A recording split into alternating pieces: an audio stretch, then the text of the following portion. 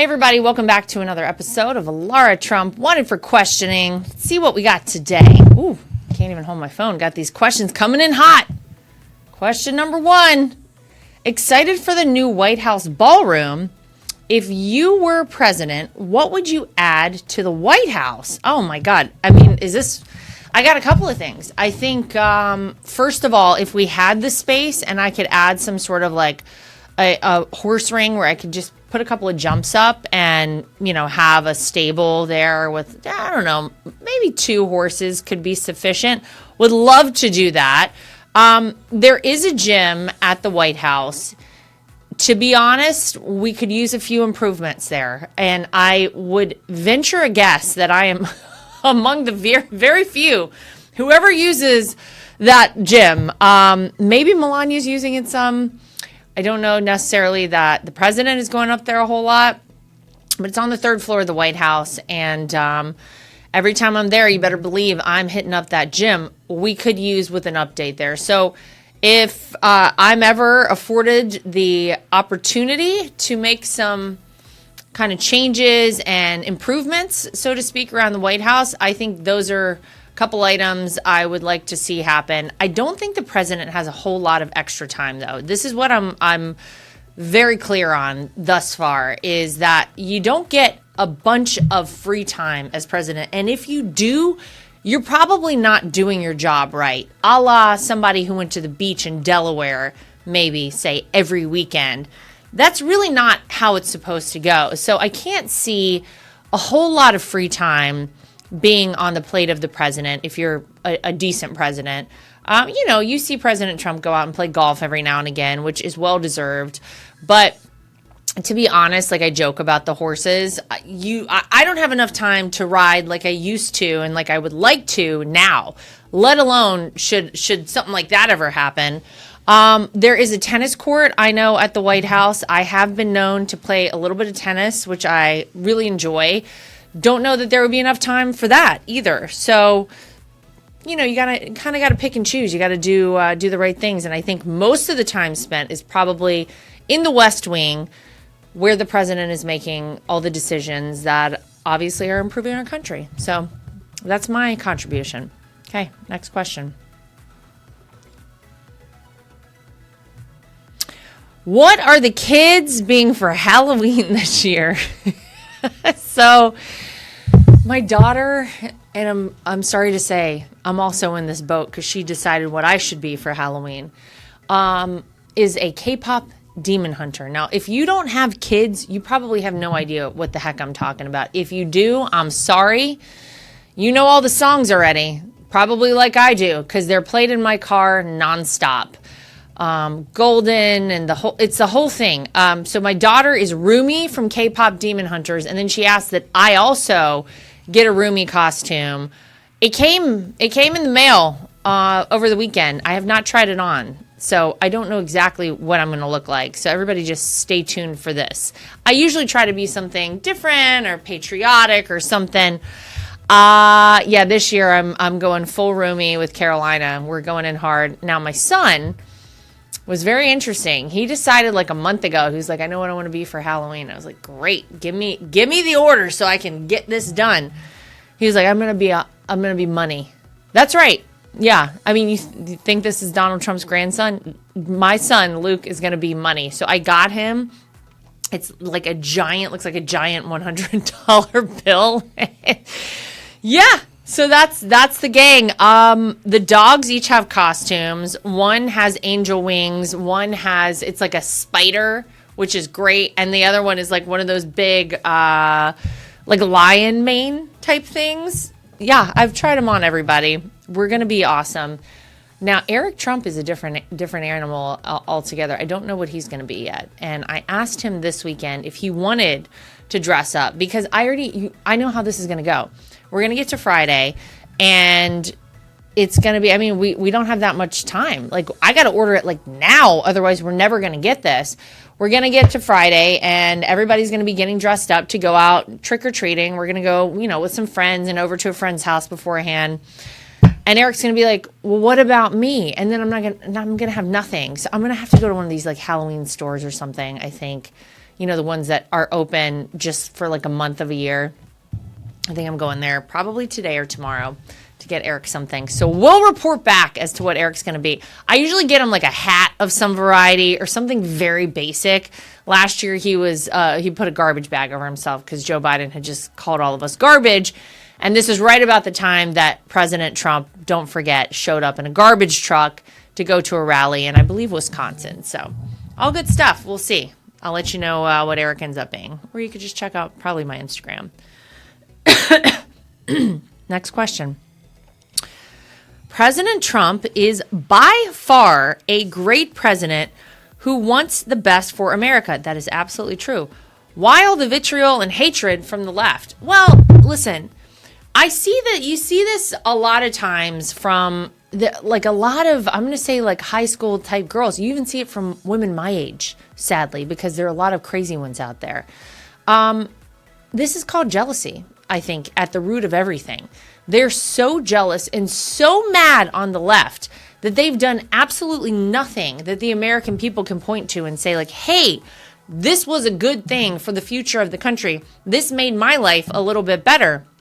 And look at President Trump. I mean, my gosh, the things he's been able to accomplish in his second term in office are absolutely amazing. And during the first term, we had a website called promisesmadepromiseskept.com, or promiseskept.com was the website, but his slogan was promises made, promises kept.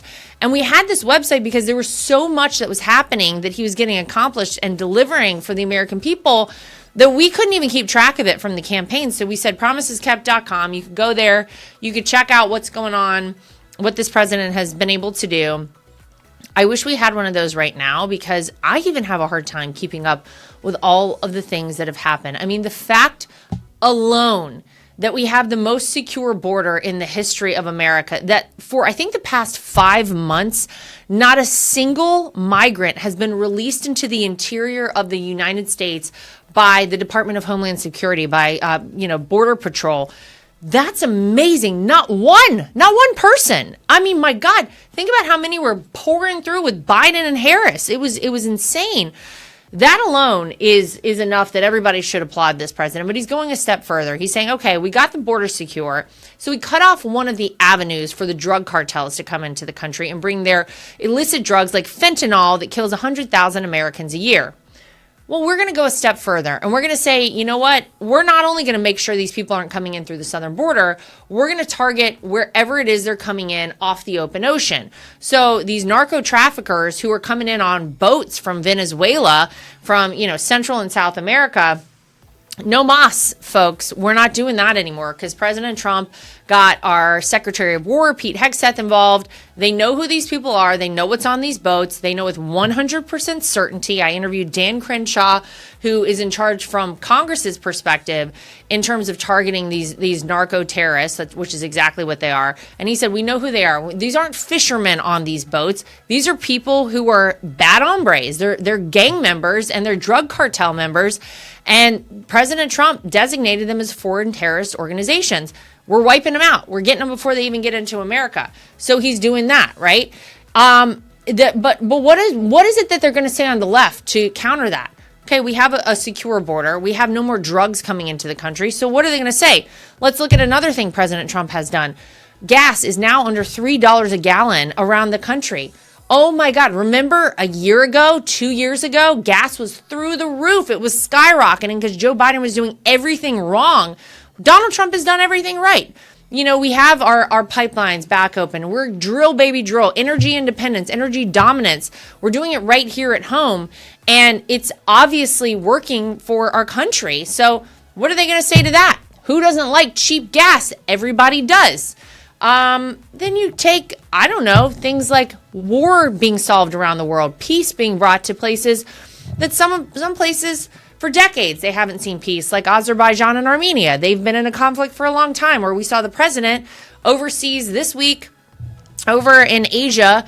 He went and first signed a peace agreement between Thailand and Cambodia. That's another war he solved. I think that one went on for like 5 days, but nonetheless, President Trump got it solved, got it done. We have seen the end to a war that's gone on for thousands of years, like with Israel and and Hamas, right? So this whole thing is just too much for the Democrats to handle. What are they going to say? Who doesn't like peace? They don't have a counter argument. And so the vitriol and the hatred and the attempt to try to become like outraged about everything that this president does, it doesn't really work when those things are really good for the country and for the world as a whole. So what do? They got to go down this path of getting upset over a ballroom being built, an improvement to the White House. This is where you guys want to, this is the hill you're going to die on now. Really? You think that's a good idea, Democrats? I don't think so. It's just pure jealousy. It's just like these, these girls, women, whoever, they're jealous and they're upset that they didn't come up with this stuff themselves. They didn't do it themselves. They had the opportunity. Don't kid yourself. They had 4 years to do anything for the country, but they did everything the wrong way. Wars were started under Joe Biden and Kamala Harris as president and vice president. Inflation went up, gas prices went up, open border, drugs pouring into this country. It was just bad stuff across the board. And President Trump's taking it the other way. And guess what? We're winning. We're not tired of winning yet. We're not tired of winning. So that's my best assessment. And you know what? They're going to be salty for the next 3.5 years. And you know what? Good for them. Today, I want to share something that should fill every Christian with wonder. We're living the time of history's greatest homecoming. For thousands of years, God promised through his prophets that he would gather the Jewish people from every corner of the earth and bring them back to their homeland. Many thought these were just beautiful words that would never come to pass. But we're witnessing the impossible. Since 1948, over 3 million Jewish people have returned to Israel from more than 100 countries. Russian Jews, Ethiopian Jews, European Holocaust survivors, all coming home exactly as Scripture foretold. This isn't a coincidence. This is a prophecy fulfilled before our eyes. When I support the International Fellowship of Christians and Jews, I'm saying yes to God's promises coming true. Together, let's discover the top reasons why Christians all over the world support Israel. To learn more, visit ifcj.org. That's ifcj.org. MyPillow is excited to announce they're having their biggest 3-in-1 sale ever with a limited edition product, a back-in-stock special, and a closeout deal you won't find anywhere else. MyPillow bed sheets only $29.88, any color, any style, and any size, even kings. The regular price is $119.98. Now they're only $29.88. And once they're gone for good. My towels are finally back in stock, but not for long. Get a 6-piece My Towel set, regularly priced at $69.98. Now only $39.98. And for the first and only time, get their limited edition premium My Pillows made with Giza cotton and a designer gusset. Queens $17.98, Kings only $19.98. Also, for a limited time, when your order is over $100, you get free shipping plus $100 in free digital gifts. So go to mypillow.com or call 800-839-8506 and use promo code TRUMP. Use your promo code for the best offers ever. Quantities are extremely limited, so order now. That's promo code TRUMP. Okay, next question.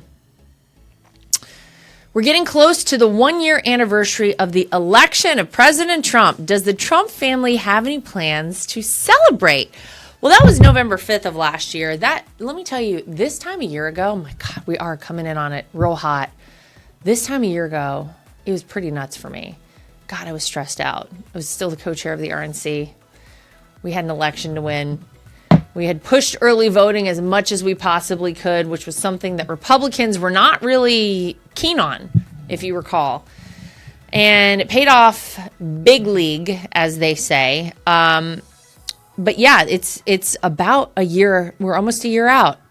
November 5th of this year, Eric and I are actually going to be doing something that maybe qualifies as a celebration. We're going to go to Auburn University, and we're going to speak at a Turning Point USA event on November 5th of this year. So that wasn't something that we had officially planned or, saw in our future months ago.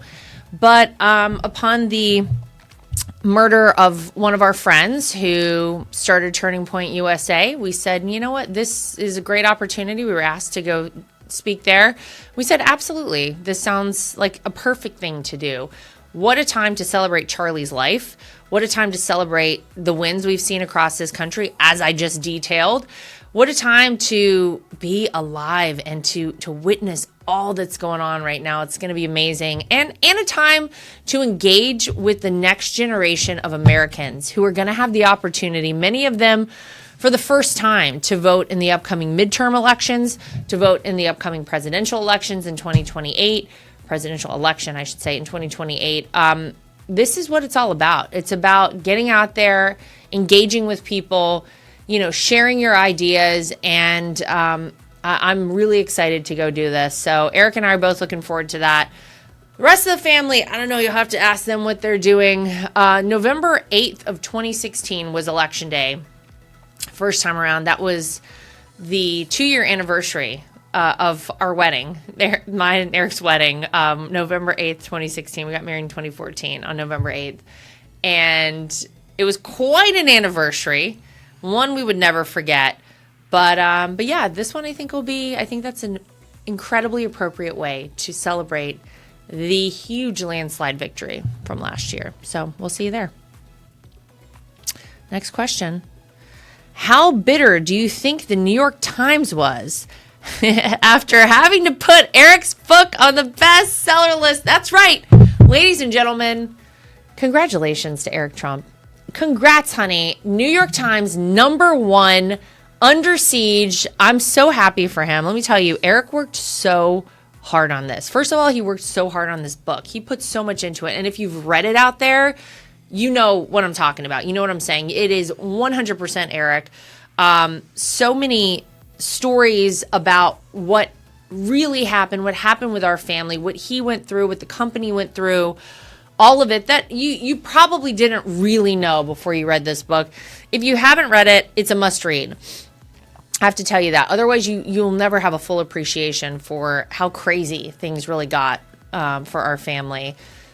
And so New York Times #1, what's funny is the whole time leading up to this, there's a week that they take stock of kind of all of your book sales and all of that. And Eric the whole time was like, I don't know if they're going to let me get it. And I was like, honey, you're like blowing everybody out of the water. I think he sold like 120 some thousand books. The next closest was like 54,000 or something. So, I mean, it was like night and day. It wasn't even close. But obviously, we have to live with a certain amount of skepticism and just assumption that because of our last names, because of who we are, because of our last name, and because of who we are, people are going to try to do, nasty stuff to us because, it's happened before. If you read Under Siege, you know what I'm talking about. Turns out they didn't do that. They made sure that they did the right thing. And maybe it was a little bitter for them because they had one of their own. Is it Andrew Ross Sorkin, who had the 1929 book, which was in second place with Eric, and I believe he works in some capacity for the New York Times. So I bet that was a tough one for them to be like, we got to give it to a Trump. But I'm really proud of Eric. I'm really proud of the whole team who worked on this book. You guys were awesome. You know who you are out there. There were a handful of people who really hustled to make sure that this happened. And I mean, Eric was doing like interviews I think he did an interview at like 2:00 in the morning. He was just doing everything he possibly could. He was working around the clock. He was trying to get the message out there about the book, trying to promote it everywhere he could for that solid week time he had in order to make New York Times #1, and it worked out. So very proud of him. Here we go. Last question. Why do we still have daylight savings?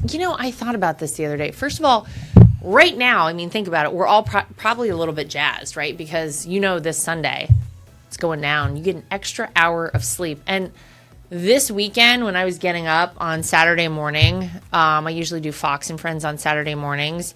And I got up at 6, which is not that early. I mean, usually I wake up much earlier during the week.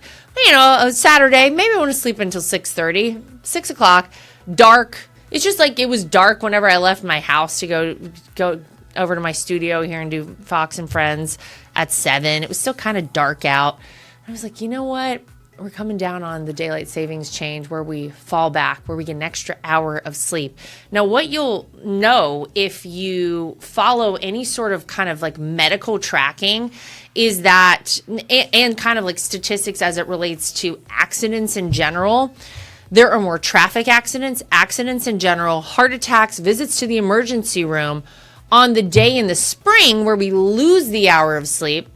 And they actually have fewer of all of those things on this upcoming day, on Sunday, when we gain the hour of sleep. So why do we still have it? I don't really know. I felt like Congress was going to opine on this at some point.